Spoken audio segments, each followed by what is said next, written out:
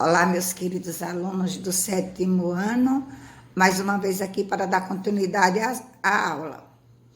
A aula de hoje nos leva para no nosso livro, e vamos abrir lá na página 23. A aula de hoje está contida dentro da página 23, 24 e 25. A aula de hoje, nessa aula, iremos dar continuidade aos textos estudados. E neste capítulo de hoje, e no outro, no subsequente, no próximo, serão explorados elementos relativos a textos midiáticos. O que são textos midiáticos? São os textos que atualmente estudam imagens, palavras e sons que são capturados em situações reais e são transmitidas com efeito real de pessoas comuns, com efeito de interlocução. E aí a gente vai dando uma olhada aqui no nosso livro. Vai colocar os olhos no nosso livro e vai, a partir do texto da leitura 2, Profundidade do terremoto na Bolívia, fez com que o tremor fosse sentido em estados do Brasil. Então, a primeira imagem que nós temos, a primeira informação que nós temos aqui é de uma apresentadora.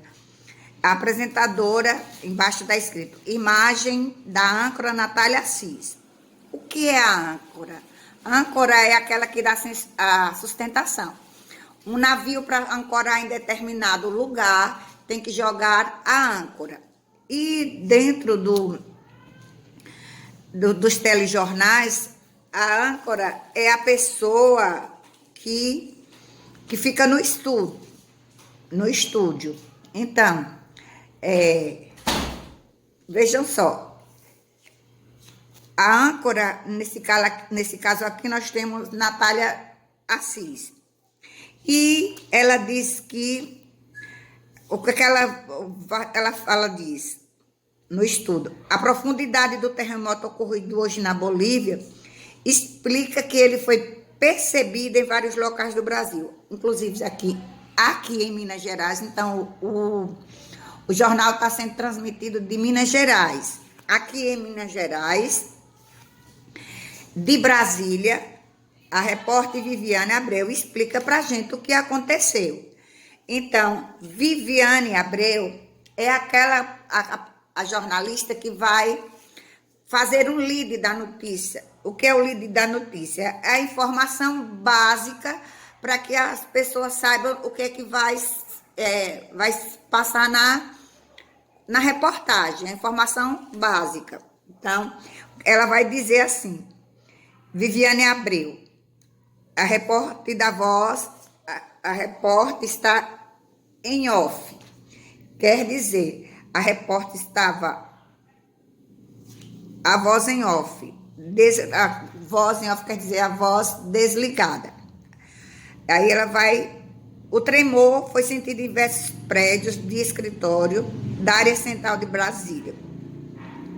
Com susto, muitos edifícios foram evacuados até que toda a situação fosse controlada. O terremoto aconteceu às 10h40 da manhã na cidade boliviana de Carandataí, da Haiti, e alcançou 6,7 de magnitude.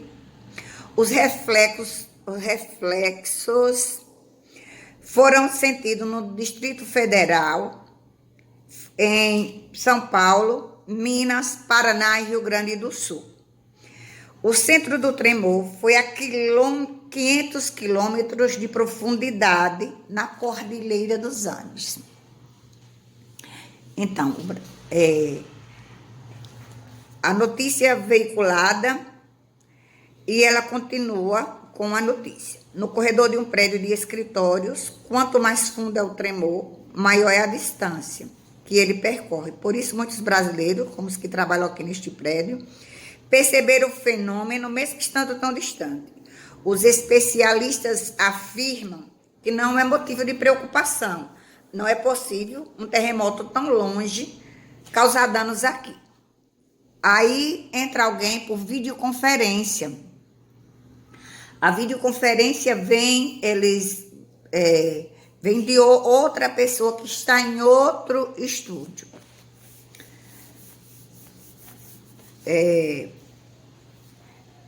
Lucas Vieira de Barro vem por videoconferência. Aí ele vai explicar que por maior que seja a magnitude de um terremoto na região dos Andes, dificilmente ele produzirá qualquer tipo de danos aqui no Brasil.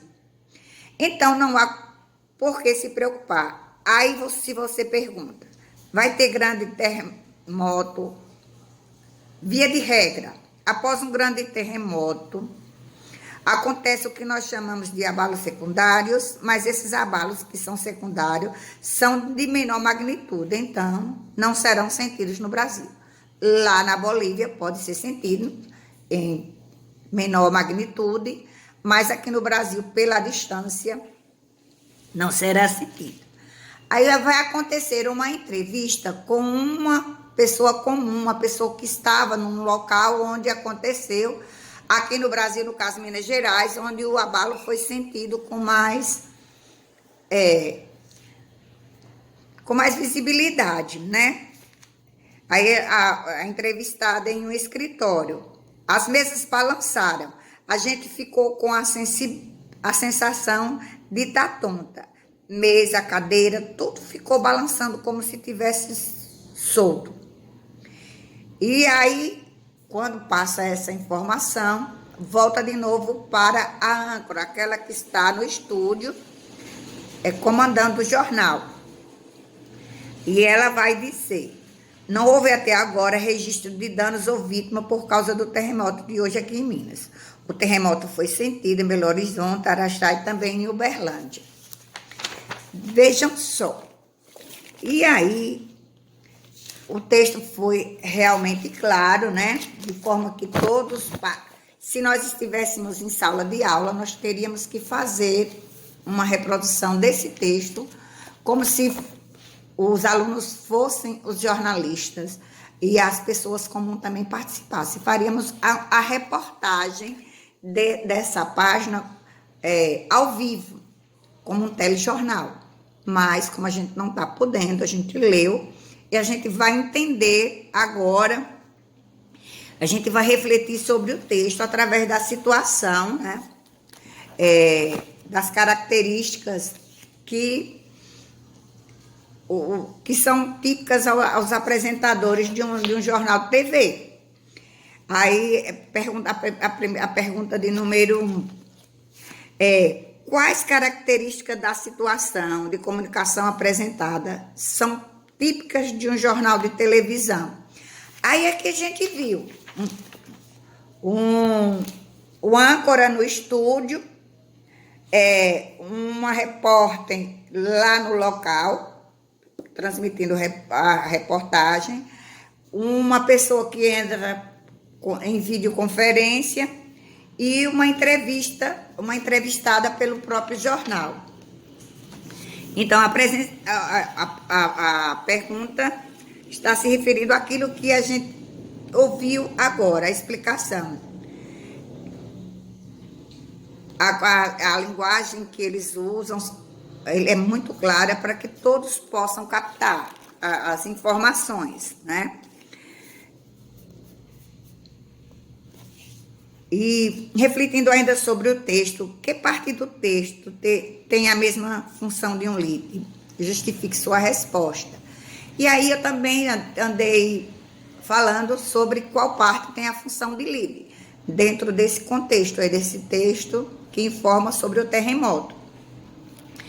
E na letra B, pois esclareça com suas palavras o mecanismo que explica por que as áreas do Brasil foram afetadas pelo terremoto da Bolívia. Então, a gente também leu no texto sobre a questão de quanto mais longe quanto mais fundo for o terremoto, mais longe ele chega. Então, vocês vão procurar no texto também vão estar respondendo a essa questão. Na terceira pergunta, vai dizer o seguinte, que a primeira fala da repórter ocorreu em off.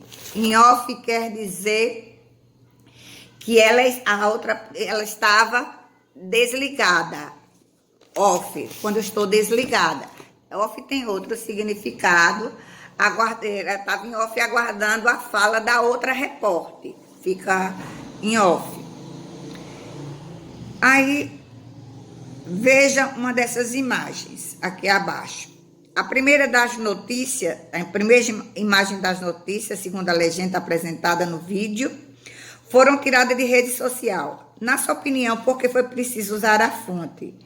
É porque quando a gente usa uma foto de outra fonte, a gente tem que explicar de onde é, porque nós não temos a autorização para usar essa foto.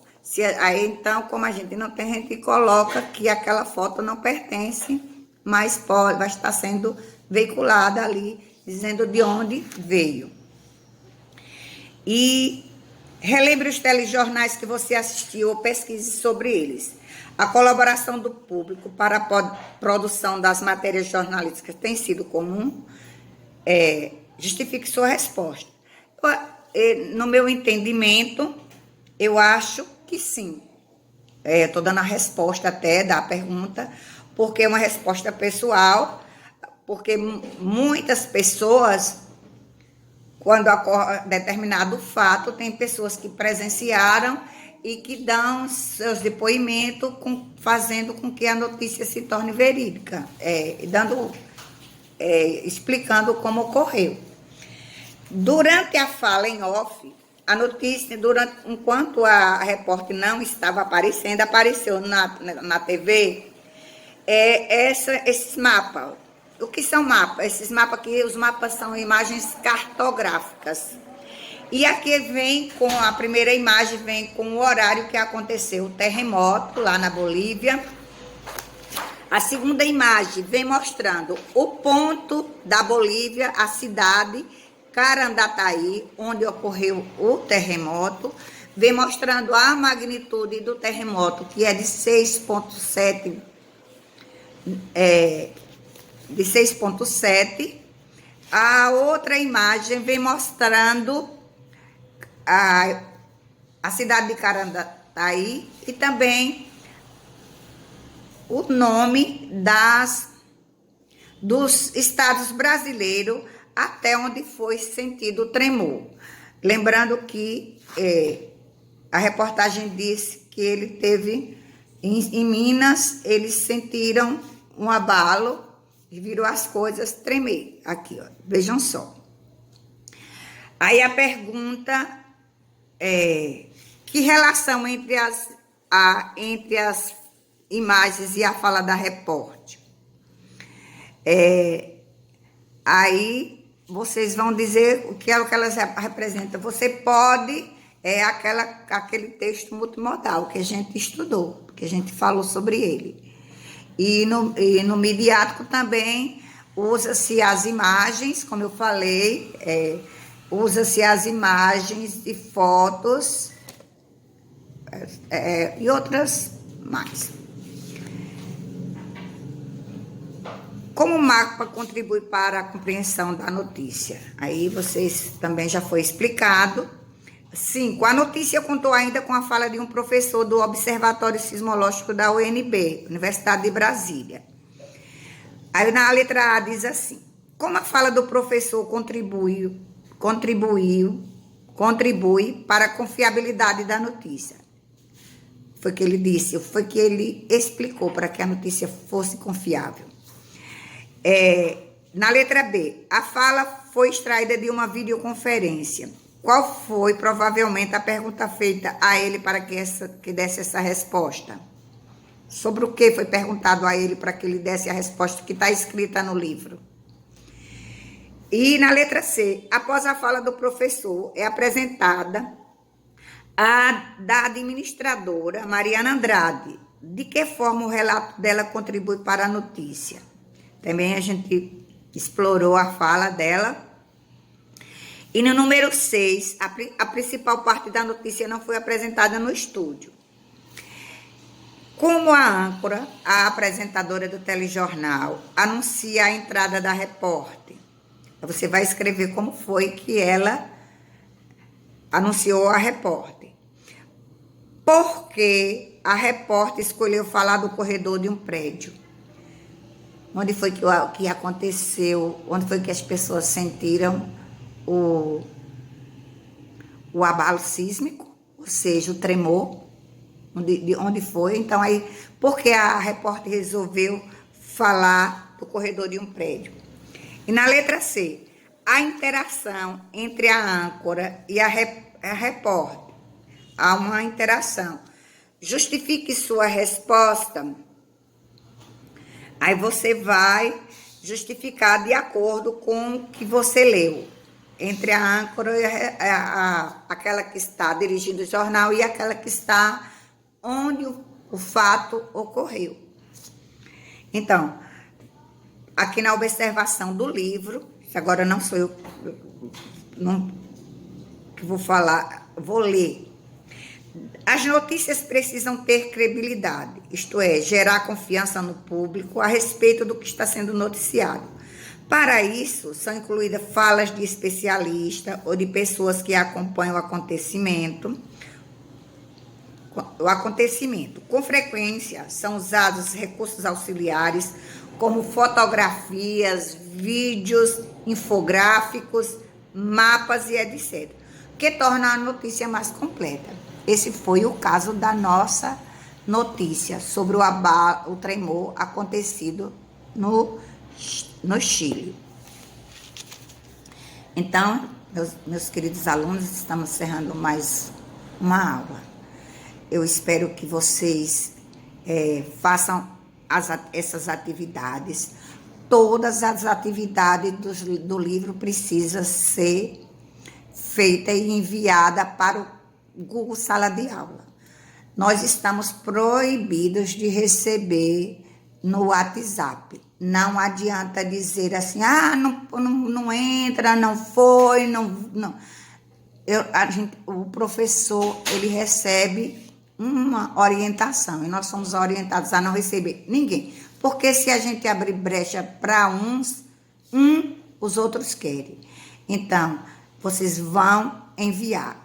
Quem não puder enviar, vai entrar em contato com a escola e não com o professor. Porque nós recebemos a orientação para só receber as atividades no Google Sala de Aula. Tenham um bom dia.